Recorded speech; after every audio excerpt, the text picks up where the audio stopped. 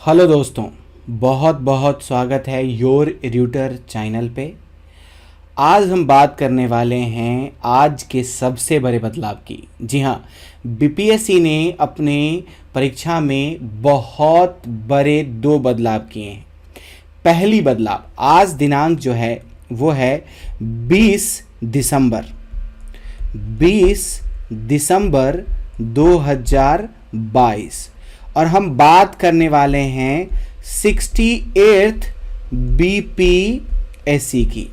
अगर हम बात करें 68th बीपीएससी की तो इसमें एक सबसे बड़ा बदलाव जो है ये प्री के एग्ज़ाम को लेकर के किया गया है, और दूसरा एक जो सबसे बड़ा बदलाव है वो मेंस में किया गया है, जो कि स्टूडेंट के परीक्षा को बहुत ही ज़्यादा प्रभावित करने वाला है। अगर हम बात करें सबसे पहले कि आखिर ये बदलाव क्या हैं, तो हम शुरू करते हैं सबसे पहले प्री में होने वाले बदलाव की। प्री वाले एग्ज़ाम को लेकर के लोगों और सरकार के बीच में एक द्वंद्व मच रखी थी, क्योंकि 267वीं जो बीपीएससी की एग्ज़ाम हुई थी उसमें कट ऑफ जनरल का, अनरिजर्व कैटेगरी वाले लोगों का जनरल का कट ऑफ 150 अंक के परीक्षा में 113 जाना कहीं ना कहीं लोगों के लिए एक आंख का कांटा बन रखा था, जिसपे कई बार जो बिहार लोक सेवा आयोग बीपीएससी जो है वो लोगों के घेराव में आ चुकी थी। कुछ लोग तो ऐसा भी कह रहे थे कि 150 में 150 शायद कट ऑफ आने वाले समय में बीपीएससी का चला जाए, और इसीलिए बीपीएससी ने एक सबसे बड़ा बदलाव लाया और वो था निगेटिव मार्किंग करने का। जी हाँ, प्रत्येक गलत क्वेश्चन का अब 1/4 अंक काट लिए जाएंगे। मतलब एक अंक के लिए, एक सही प्रश्न के लिए आपको 1 अंक मिलता है, तो एक गलत क्वेश्चन के लिए बनाने के लिए आपको 0.25 अंक जो हैं वो काट लिए जाएंगे। मतलब निगेटिव मार्किंग जो है ये प्री के एग्जाम में होने वाला है। और प्री के एग्जाम को लेकर के कुछ और जानकारी नहीं दी गई है। 150 प्रश्न दिए जाएंगे, इसमें कोई बदलाव नहीं है। हाँ, निगेटिव मार्किंग लागू कर दिया गया है, ये एक बहुत बड़ा बदलाव है, जो कि 1/4 या फिर यूं कहें 0.25 निगेटिव जो किया जाएगा। मतलब प्रत्येक अंक के लिए आपको 1/4 या फिर 0.25 अंक काटे जाएंगे। ये था एक सबसे पहला बदलाव, ये सबसे पहला बदलाव था बीपीएससी को लेकर के। लेकिन जो दूसरी सबसे बड़ी बदलाव है ये विचार करने योग्य है। ये दूसरी वाली बदलाव जो है उसमें आपको नॉर्मलाइजेशन और स्केलिंग में काफ़ी समस्या आ रही थी बीपीएससी को, जिसको लेकर के काफ़ी ज़्यादा नाखुश थे अभ्यर्थी एस्पिरेंट्स। इसके बात को ध्यान में रखते हुए जो एक सबसे बड़ा बदलाव किया गया है वो है कि सामान्य हिंदी, जो पहले भी पेपर कोड 1 के तौर पे जाना जाता था, ये 100 अंक के पूछे जाएंगे, और जिसके लिए जो समय अवधि दी गई है वो 3 घंटा दी गई है, और ये एग्ज़ाम पहले की तरह रिटन फॉर्म में होगी। इसमें कोई बदलाव नहीं किया गया। पेपर विषय 2 की बात करें, समान अध्ययन पत्र 1 की बात करें, पेपर 1 जो जनरल पेपर जो बोला जाता है 1 की बात करें, ये 300 अंक के पहले भी पूछे जाते थे, 300 अंक के अब भी पूछे जाएंगे, और इसके लिए पहले भी 3 घंटा दिए जाते थे, अभी भी 3 घंटा दिए जाएंगे। वही बात करें समान अध्ययन पत्र 2 की, ये पेपर नंबर 3 हुआ करता है, ये 300 अंक के पहले भी दिए जाते थे, 3 घंटा इनके लिए पहले भी दिया जाता था, और अभी भी दिया जाएगा। निबंध जो कि 38वां नंबर पेपर कोड आता था, इसके लिए 300 अंक पहले से भी आवंटित थे, अभी भी 300 अंक आवंटित हैं। 3 घंटा पहले भी दिया जाता था, अभी भी दिया जाता है, और इसके लिए भी 3 घंटे आपको रिटेन के लिए दिए जाएंगे। लेकिन जो एक सबसे बड़ा बदलाव किया गया है दोस्तों, वो है वैकल्प 4 से लेकर 37 तक, जो आपको 34 वैकल्पिक विषयों में से कोई एक आपको चूज करना होता था। 34 वैकल्पिक विषय में से कोई एक जो आपको ढूंढना होता था, इस वैकल्पिक विषय को अब रिटेन नहीं लिया जाएगा। रिटेन के जगह पे अब आपको एमसीक्यू आधारित क्वेश्चंस पूछे जाएंगे जो 100 अंक के होंगे, जिनके लिए आपको 3 घंटे दिए गए हैं। अब सबसे बड़ी बात है कि अगर इसमें आगे पढ़ें तो हमें यह बताया गया है कि हिंदी जो पेपर 1 है इसमें आपको मात्र 30 अंक लाने हैं। 30 अंक मात्र इसमें आपको लाने हैं, जो कि 30 अंक जो है ये सिर्फ और सिर्फ पासिंग के लिए होगा।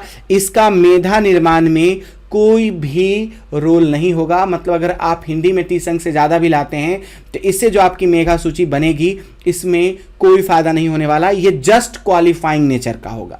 मतलब जो पहले था वही हाल हिंदी के साथ, मतलब जो सामान्य विषय हिंदी है वो उसके साथ अभी भी है। लेकिन वही अगर हम बात करें तो आगे वैकल्पिक विषय, इसी प्रकार वैकल्पिक विषय जो आप चूज करेंगे, 34 विषयों में से किसी एक विषय का जो आप चुनाव करेंगे, इसे राज्य सरकार ने निर्धारित न्यूनतम अंक प्राप्त करने के लिए अनिवार्य होगा और मेधा निर्धारण प्रयोजन में इसकी गणना नहीं होगी। ये एक बहुत बड़ा बदलाव कि अगर आप वैकल्पिक विषय में से 34 में से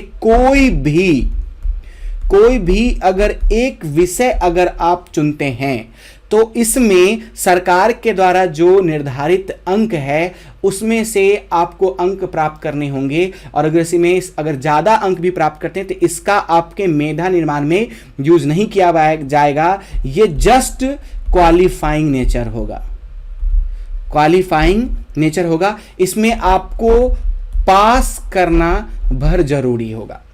जो एक सबसे बड़ी बदलाव जो आपको की गई वो ये की गई। लेकिन आपको कुछ बातों को और ध्यान रखना है, वो ये है कि कितने अंक लाने होंगे आपको आपके वैकल्पिक विषय, जो 34 विषयों में से किसी एक विषय का जो आप चयन करेंगे तो उसमें कितने अंक लाने होंगे। तो अगर आप सामान्य वर्ग से बिलोंग करते हैं, अनरिजर्व कैटेगरी से बिलोंग करते हैं, तो आपको 40% अंक लाना पड़ेगा। मतलब 100 अंक में 40 अंक जो है अगर आप जनरल हैं तो आपको लाना पड़ेगा। वही अगर हम बात करें आगे, अगर आप पिछड़े वर्ग से बिलोंग करते हैं तो आपको पिछड़े वर्ग के लिए जो है वो आप, अगर आप ओबीसी कैटेगरी में आते हैं तो इसमें आपको 36.5% नंबर जो है वो लाना पड़ेगा। मतलब 100 अंक में 36.5 अंक अगर आप ले आते हैं तो आप इस पेपर में पास माने जाएंगे। वही अत्यंत पिछड़े वर्ग की बात करें, एसटी एससी कैटेगरी की अगर हम बात करें तो इस कैटेगरी में आपको मात्र 34% अंक, मतलब मात्र 34 अंक आपके लिए लाना अनिवार्य होगा। जो ये 3 चीजें हैं, वही अगर हम बात करें अनुसूचित जनजाति, महिलाओं और दिव्यांग की बात करें तो इनके लिए जो हम अनुसूचित जनजाति की अगर बात करें तो इन लोगों की अगर हम बात करें तो इसमें आपको जो है मात्र इन लोगों को 32 नंबर इनको लाना पड़ेगा 100 में। तो ये कुछ चीजें थी जो हमने कहीं ना कहीं देखने और जानने का कोशिश किया कि 100 अंक का जो वैकल्पिक एग्जाम होगा इसमें जनरल को 40 और जो पिछड़े वर्ग हैं उनके लिए 36.5, अत्यंत पिछड़े के लिए 34 नंबर और जो अनुसूचित जनजाति, महिलाओं या दिव्यांग उम्मीदवार हैं इनके लिए 32 नंबर लाना अनिवार्य होगा वैकल्पिक विषय को पास करने के लिए। पर ध्यान रहे जो मेधा सूची बनाई जाएगी वो समान अध्ययन के पेपर 1 पेपर 2 के आधार पे ही बनाई जाएगी। ये यहां पे क्लियर आपको बता दिया गया है। समान अध्ययन 1 और समान अध्ययन 2 के आधार पे ही आपकी मेधा सूची तैयार की जाएगी। ये बात आपको ध्यान रखना है। और जो आपका वैकल्पिक विषय है ये सिर्फ पास करना अनिवार्य है, जैसे कि सामान्य हिंदी के साथ था। बस हिंदी के साथ ये था कि 30% अंक लाना है आपको हिंदी में, जबकि इसमें जो बिहार सरकार का जो एक नियमावली है उसके तहत ये जो आपको 40%, 36.5%, 34% और 32% अंक अलग अलग तरह के कैटेगरी के लोगों को लाना पड़ेगा। पर जो सबसे बड़ी बात हो रही थी बीपीएससी को लेकर के, कई बार बीपीएससी को लेकर के उंगली उठाया जाता था कि एक व्यक्ति की विश्लेषण क्षमता, उसकी विचारधारा जो है वो सामान्य अध्ययन 1 और 2 से तो पता चल जाती है, पर उसकी तार्किक क्षमता कई बार हमें पता नहीं चल पाती, डिसीजन लेने की क्षमता कई बार हमें पता नहीं चल पाती। तो क्या बीपीएससी इसमें भी कोई बदलाव करने वाली है? तो मुझे जहां तक लगता है कि जो एक सोचने वाली बात है कि 100 अंक के लिए आपको 3 घंटे दिए जा रहे हैं, ये जो 3 घंटे दिए जा रहे हैं, क्या वजह है 3 घंटे दिए जाने के लिए जिसमें सिर्फ 40 अंक आपको लाना है? क्या ये साधारण एमसीक्यू क्वेश्चन होंगे जैसा कि आप प्री एग्जाम में आपने दिया था, या क्या इस एमसीक्यू क्वेश्चन में कुछ बदलाव होने वाले हैं?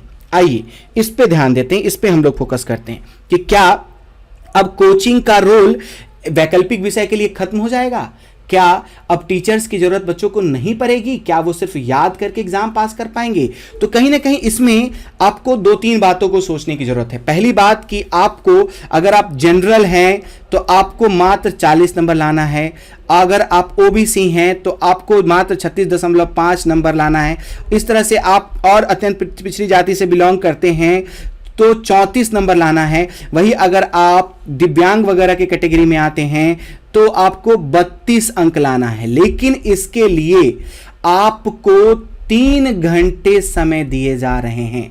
तो जहां तक मुझे लगता है जो प्रश्न का पैटर्न होगा एमसीक्यू क्वेश्चन का, वो प्री के जैसा नहीं होगा। ये प्रश्न जो पूछे जाएंगे वो ऐसा हो सकता है कि आपको एजम्पशन आर्गुमेंट बेस्ड क्वेश्चंस पूछे जाएं।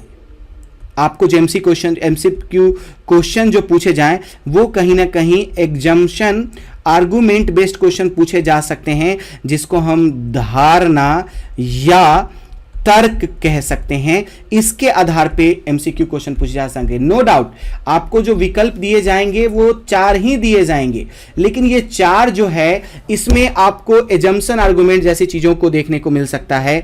हो सकता है इसमें आपको reasoning and assertion based questions भी दिए जा सकते हैं। जी हाँ, रीजनिंग एसर्टेशन मतलब क्या? तर्क और दावा पे आधारित क्वेश्चंस भी आपको दिया जा सकता है। ऐसा हो सकता है कि आपको डिसीजंस मेकिंग क्वेश्चंस भी आपको दिए जाएं विकल्प में, जहां पे आपको बच्चों को निर्णय लेने की आवश्यकता परे इस तरह के क्वेश्चंस भी दिए जा सकते हैं। हो सकता है एमसीक्यू में लॉजिकल एसर्टेशन बेस्ड क्वेश्चंस भी दिए जा सकते हैं। बोले तो तार्किक जो होती है, तार्किक दावा जो होता है, इस आधार पे क्वेश्चन दिए जा सकते हैं। तो ये 4 तरह के क्वेश्चंस कहीं ना कहीं आपको एमसीक्यू में दिए जा सकते हैं आपके वैकल्पिक विषय के चुनाव में, जो कि एक तरीका होगा इनका ये पता करने का कि जो अभ्यर्थी हैं, जो एस्पिरेंट हैं, उनकी डिसीजन लेने की क्षमता किस स्तर तक है, उनकी अपने विषय वस्तु, जिस सब्जेक्ट को, जिस विषय को उन्होंने चुना है, वो क्या ऐसे ही चुना है या इस विषय में उन्हें इंटरेस्ट है, वो एक सही निर्णय ले पाते हैं। इस आधार पे क्वेश्चन कहीं ना कहीं पूछा जाएगा। तो बच्चों कहीं ना कहीं अगर हम इस बात को समझें, जानें, देखने का कोशिश करें तो हमें यह पता चलता है कि जो हमारा बदलाव किया गया है बीपीएससी के द्वारा, ये बच्चों के फेवर में ना हो करके कहीं ना कहीं ये बीपीएससी के फेवर में है। बीपीएससी और बेहतर फिल्टरिंग प्रोसेस को अपनाने जा रही है यहाँ पे, जहां पे बेहतर से बेहतर उम्मीदवार कहीं ना कहीं वो ढूंढ के अपने लिए अपने खेमे में वो रखें। तो ये एक सबसे बड़ी बदलाव जो है ये हमें देखने को मिला है। हालांकि एक और बदलाव है, जो छोटी सी बदलाव है, जो परीक्षा की जो अंतिम तारीख थी वो आज तक थी, मतलब 20 तक थी, 20 दिसंबर तक थी, मतलब आज तक थी। इसको 10 दिनों के लिए आगे बढ़ा दिया गया है। अब फॉर्म जो है वो 30 दिसंबर 2022 तक फिल किया जा सकेगा। तो फॉर्म भरने के डेट में 10 दिनों को आगे बढ़ा दिया गया है। तो ये 3 प्रमुख बदलाव किए गए हैं। आपको ये बदलाव कैसे लगते हैं आप कमेंट में जरूर बताएं। आप मुझे अगर YouTube पे देख रहे हैं तो योर एजुकेटर चैनल को जरूर सब्सक्राइब करें। अगर Facebook पे देख रहे हैं तो हमारे पेज को जरूर लाइक करें। बहुत बहुत धन्यवाद। बहुत बहुत